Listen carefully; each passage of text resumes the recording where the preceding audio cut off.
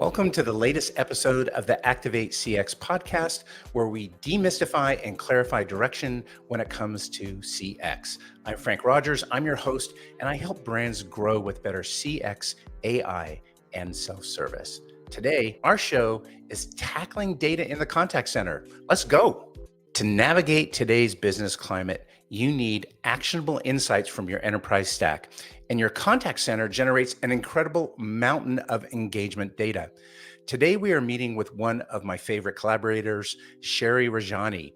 Welcome to the show. Frank. Thanks a lot for having me. Super excited to dive right in and talk about our topic for today. Awesome. Fantastic. Well, there's a lot to cover, I know. Probably first and foremost, I want to jump in with omnichannel and data. And Sherry, you know, like the contact center has very specific characteristics.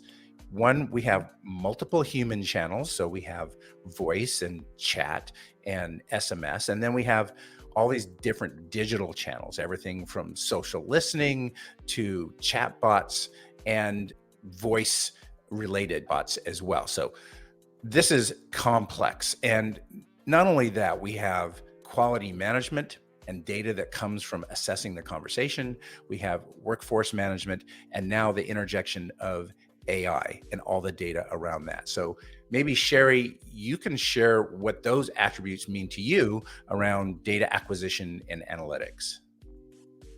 So when you talk about omnichannel, honestly, there's a lot that you kind of think about, similar to what you said, Frank. It's about finding the balance of the human, the digital, about gathering data from the right sources, taking them through kind of the right data sets, visualizing them in the proper ways. Now, where you find a lot of challenges is trying to create kind of that unified experience across channels. Now, when you talk about a unified experience in the world that you live in today, you might have a conversation that starts on a chatbot on a website. It may move on to a voice interaction on a phone call, and it may lead to a booking on a mobile app. What's really essential in omnichannel is ensuring that you have context throughout that journey. So there's personalization that carries on from that chatbot to that voice interaction. And it's super important that you don't always ask the same information points from that customer again, because that can create frustration. We all have those examples where we may call a bank and they push us from department to department. You have cold transfers that take place, and it builds frustration. Consumers don't want to repeat themselves, especially not in the world that you live in today. Other things to really think about is data complexity. Now, you want to make sure that all the data that you have from all of your different touch points are all in one place. You want to ensure everything is real time. You want to ensure you have no real silos and data moves smoothly from your digital channels to your human channels. Now, again, a lot of people are moving towards AI, but you really have to strike a balance between the human and the digital. Using AI could mean providing more scalable solutions, 24/7 support, but that empathy and that understanding really comes from a human touch. So you want to ensure you have kind of that perfect balance of the two.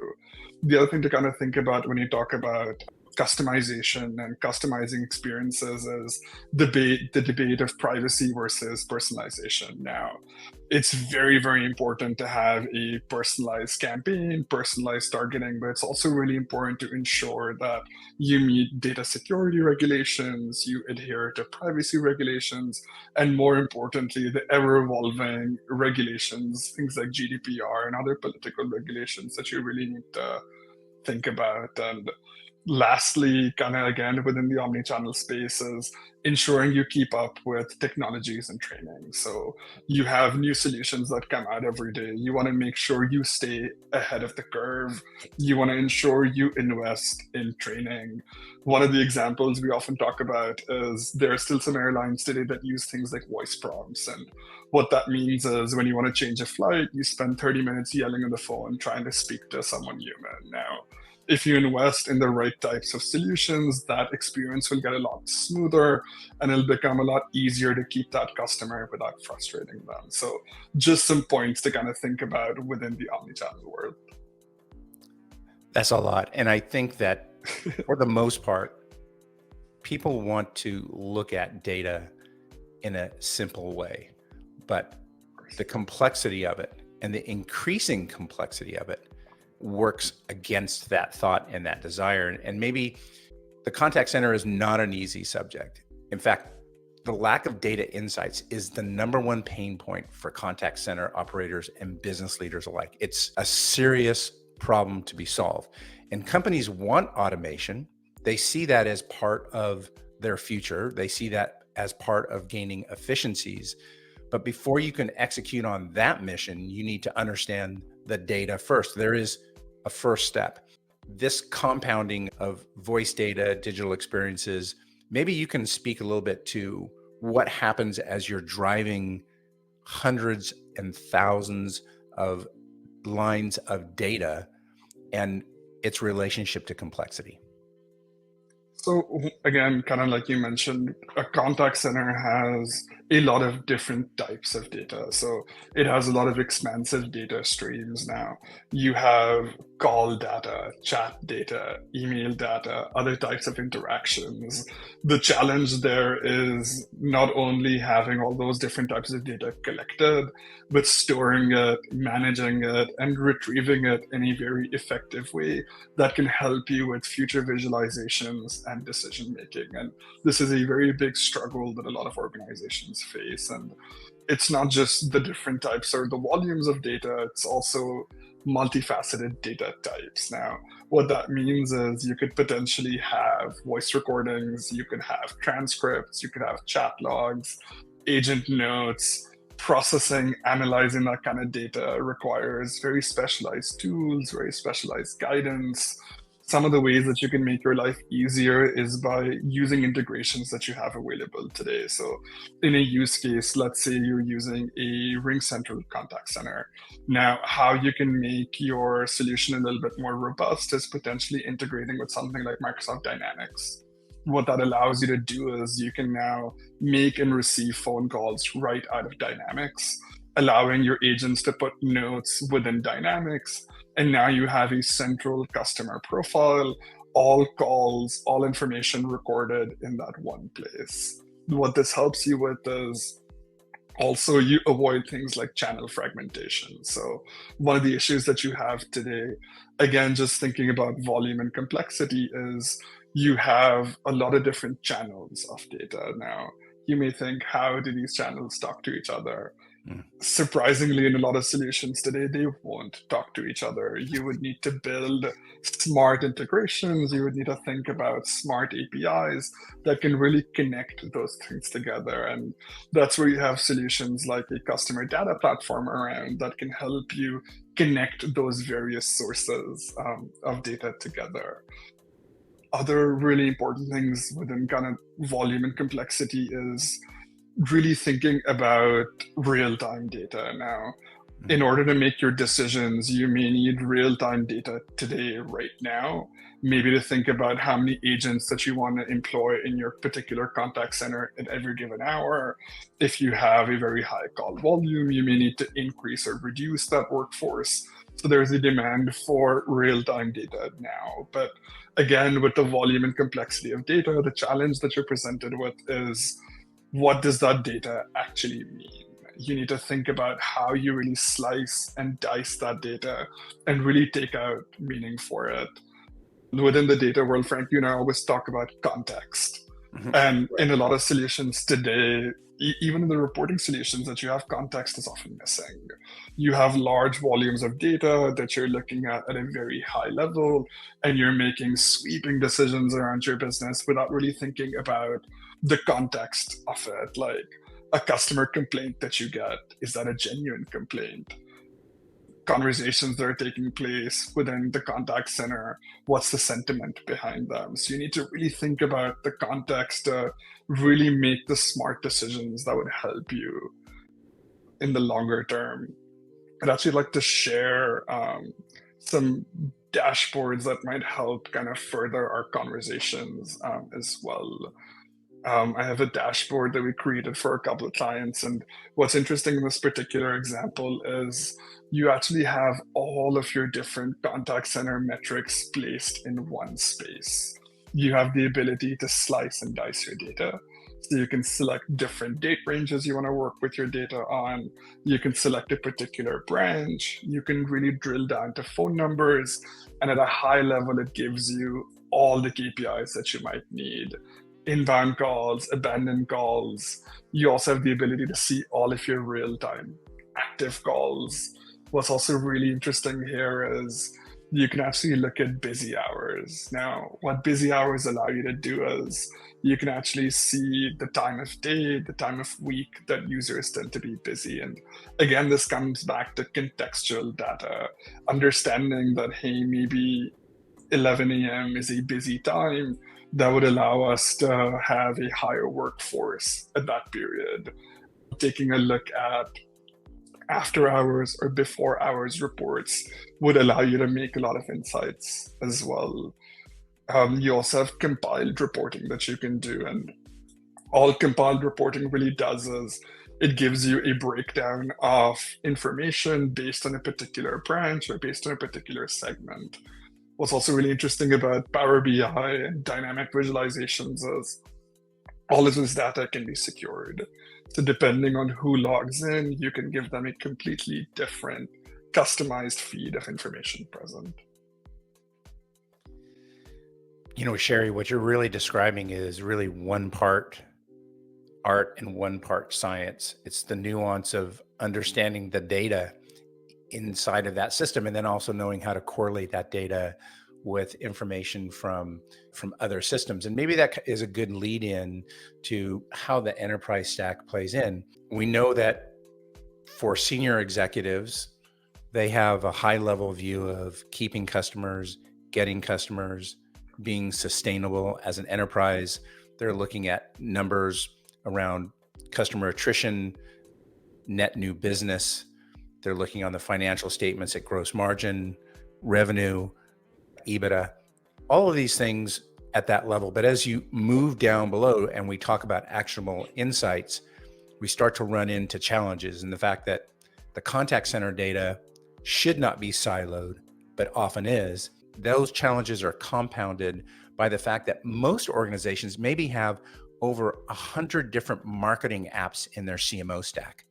And there are dozens of productivity technologies that are aggregating data. Maybe that's O365 and others.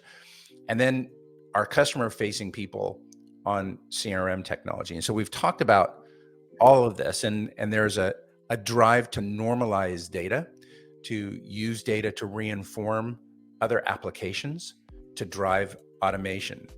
But it's a challenge. So getting to the numbers, and maybe you can share some of your thoughts on customer data platforms, ID resolution, and how you go through the process of taking into account integration. So if we kind of break that down, Frank, so we talk about having diverse software origins. What I mean by that is in your contact center, you may have data that comes in from a lot of different systems, or data that exists in a lot of different systems. You have CRMs, call recording systems, chat platforms, a very vast ecosystems of solutions. The way we would address that or handle that is using maybe more Microsoft-centric solutions. What I mean by that is utilizing more Microsoft-based tools. So taking advantage of solutions like Dynamics 365, taking advantage of solutions like Teams, Azure, and doing integrations between these solutions. So there is a seamless integration and docking between these two systems. We want to make life of data transfer between platforms a lot easier, and going native in terms of Microsoft solutions is a very good way to do that.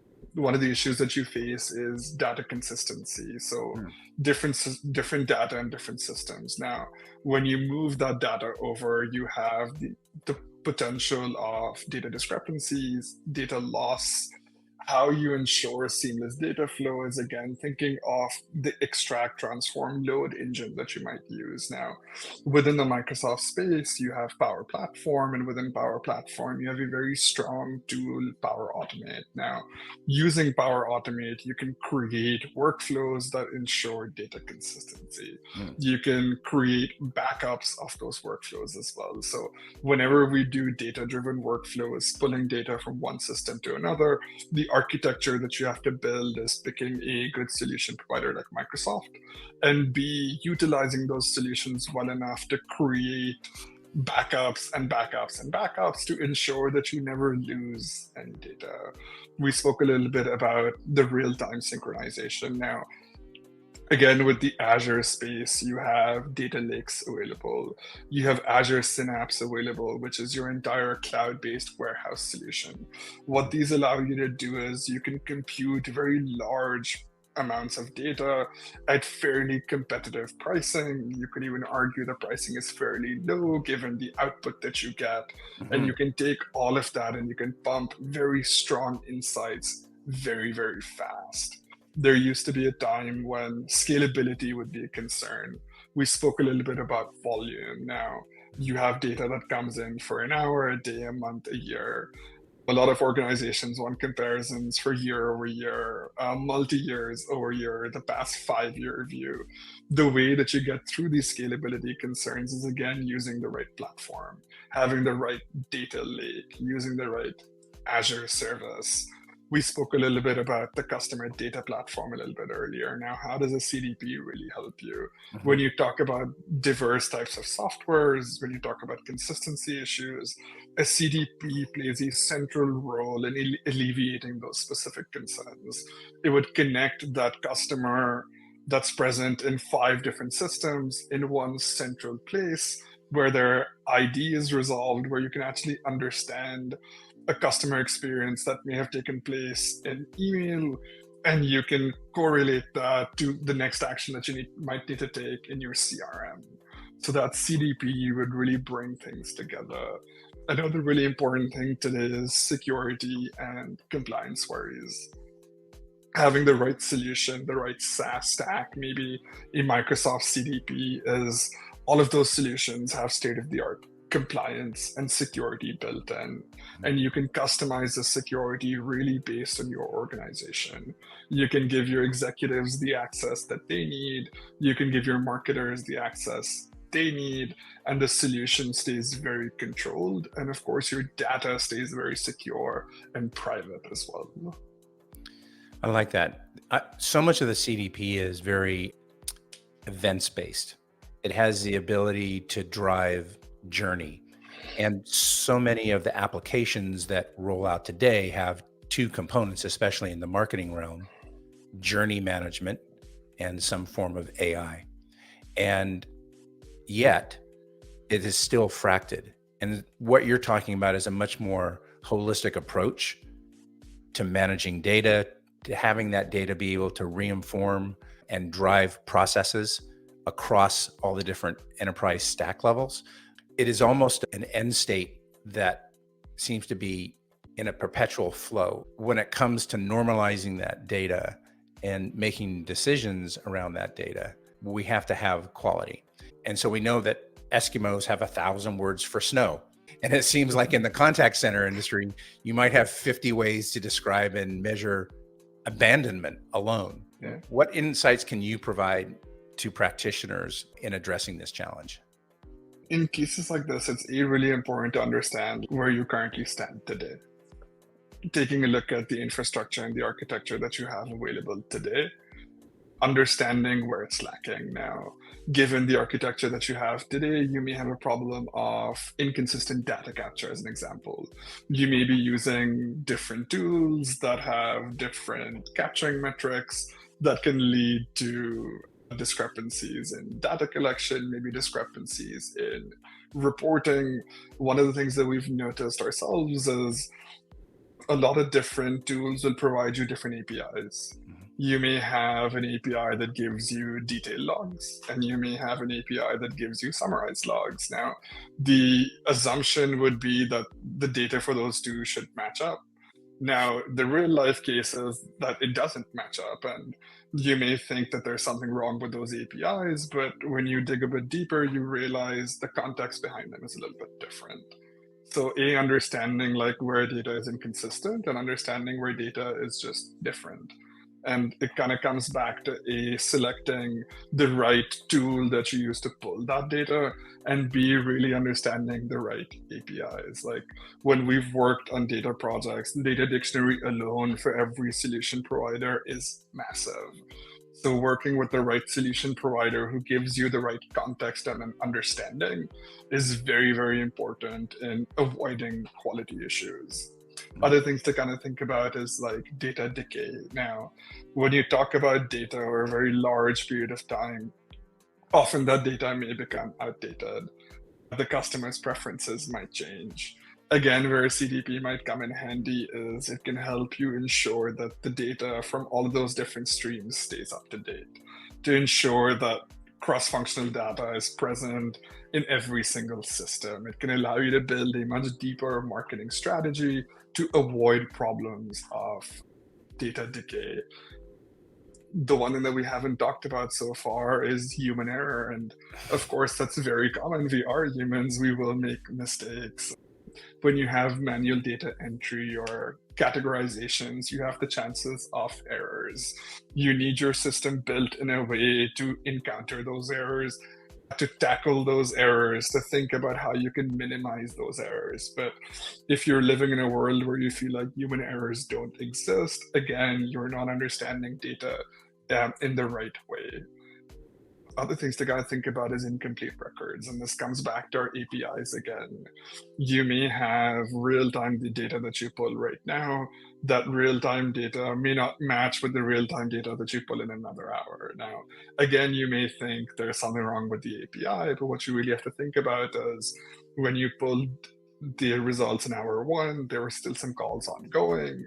There may have been some calls that were still being categorized. When you pulled it again in hour two, the data would change a little bit. So whenever you're taking decisions, it's very important to kind of have that margin there, that you understand that data might differ. Having these kinds of understanding will avoid making very rash decisions and will lead to much smarter moves and decisions. Lastly, just duplication, Frank. When you have so many different systems, you're talking about similar data that might be coming from some of these platforms. And when you have duplication, it's very important in the architecture that you set up or the data lake that you may create. You have processes in place to really address that duplication, reduce that duplication, or at least provide some context to it. So when you're making decisions, you're not necessarily making it based on those duplicates. The data challenge is solvable, but there are a lot of moving parts, from what might be customizable reports that export out to APIs that are delivering real-time and historical, that are delivering raw data at its root, summarized, aggregated data.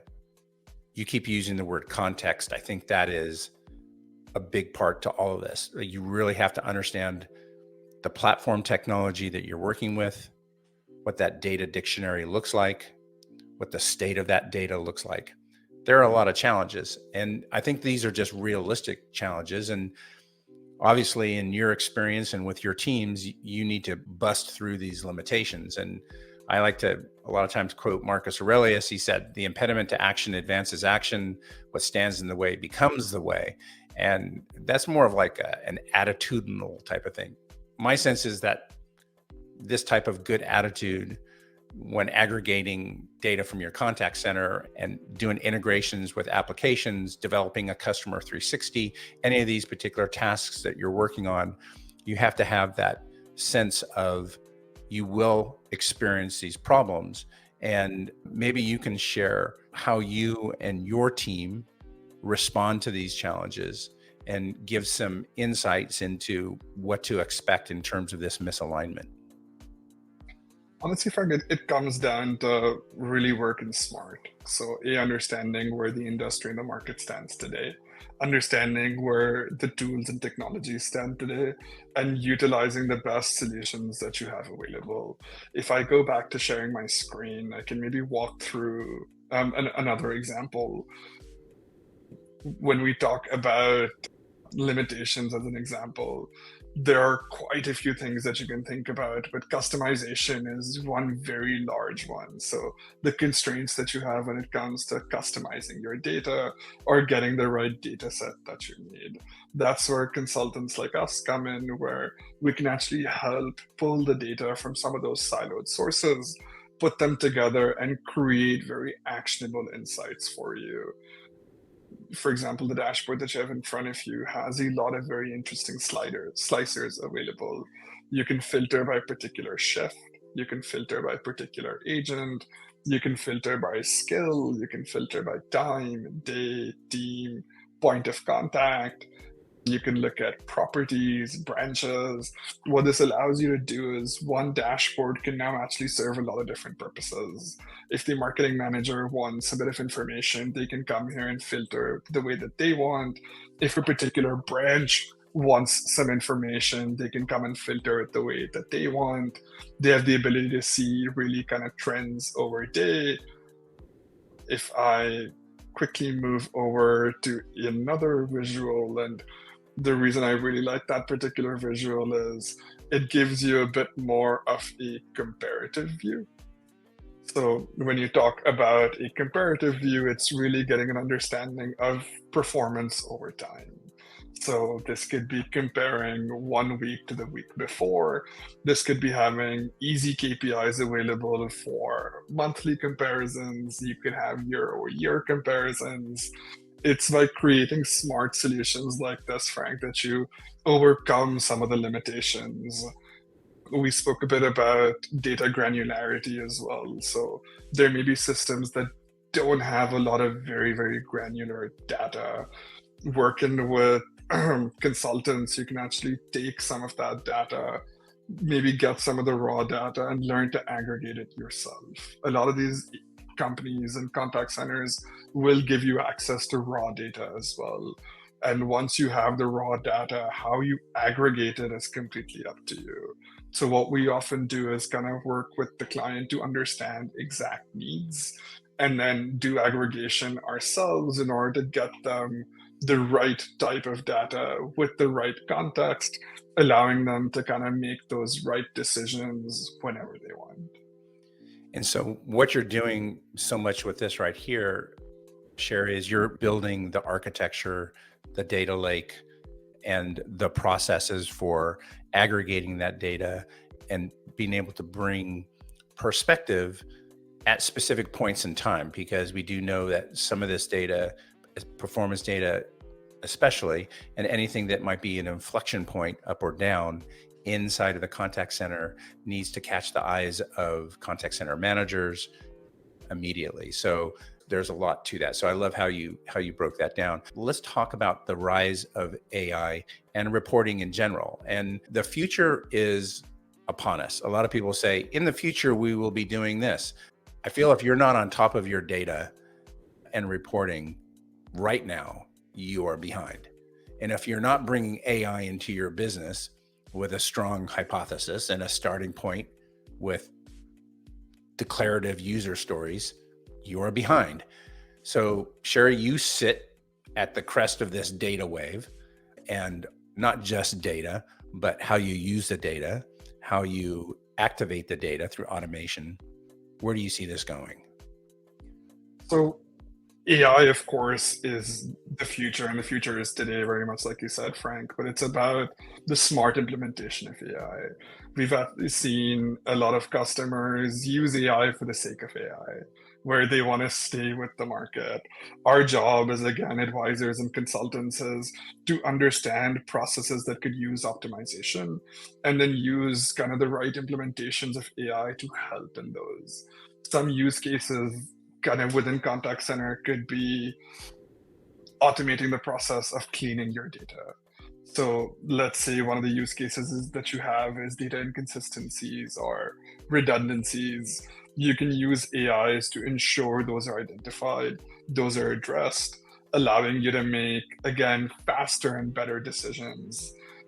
You have the world of predictive analytics. That's one of the most exciting ones, where you could have a visualization in front of you, very similar to the ones I shared, where you can ask your visualization tool a question around future analytics, predictive analytics, and you would get some really good answers. So now you're not looking at year for year in the past. You can actually plan for the future based on historical data that you've gotten.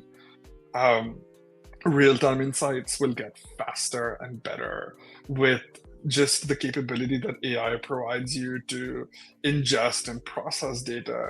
You might actually be able to get more insightful information available much faster. Another buzzword that we have nowadays is NLP, so natural language processing. Now, what NLP can actually do is it comes back to that point of context. It can take a voice recording, or it could take a transcript, and it can actually give you actionable insights based on that. Now, when you do that at scale, you not only save a lot of cost because there's no one that needs to really listen to those and take out those insights, but now you're getting access to data points that you never had before. You'd be able to understand sentiment at a level that maybe didn't even exist for you before. So again, the smart implementations or the correct implementations don't necessarily have to be very expensive. Mhm. They have to give you a competitive edge based on the infrastructure that you have today and where you're looking to get to tomorrow. Other simple things, again, that we've touched on a little bit today, as well as just having those more advanced integration capabilities. As AI grows, as your cloud-based solutions and vendors grow, you're going to have the process of systems talking to each other be a very, very normal thing. It's not going to be a challenge anymore to connect one system to another. It's almost going to become understood that if you have two systems, they always talk to each other. So again, a huge opportunity in the market for people that are listening and for people that really want to go a little bit further than they have before. It appears there's a cost to inaction. There was a great statement made long ago. It was kind of put forward like this: is how do you open up a small business? You open up a big one and wait. And so that is fundamentally, I believe, how AI is going to impact organizations. And you're right, there is a starting point, and there's a time to start. And I love the way you outline that. It just seems like everything is going to move faster and more precise. Sherry, thanks for bringing your experience, your wisdom, your skills, and overall, good nature to the show. It was my pleasure, Frank. Thank you for having me as well. It was awesome. Awesome. Fantastic. Okay, there you have it. Actionable data insights are critical, but not an easy get. If you want automation, you need to ensure your data is reliable, it's timely, it's relevant and actionable, and contextual, per Sherry. At the very least, going for self-service and automation, you will need structured and unstructured data that is fully on point and is curated in a timely manner. That's where we're going. Self-service, automation, labor arbitrage, all of these key terms are how we will balance the contact center, how we will drive sustainability in the enterprise. This is not the future. This is now. Hope you enjoyed this episode. If you did, please like and subscribe down below. And folks, if you want to be successful, let's go get it.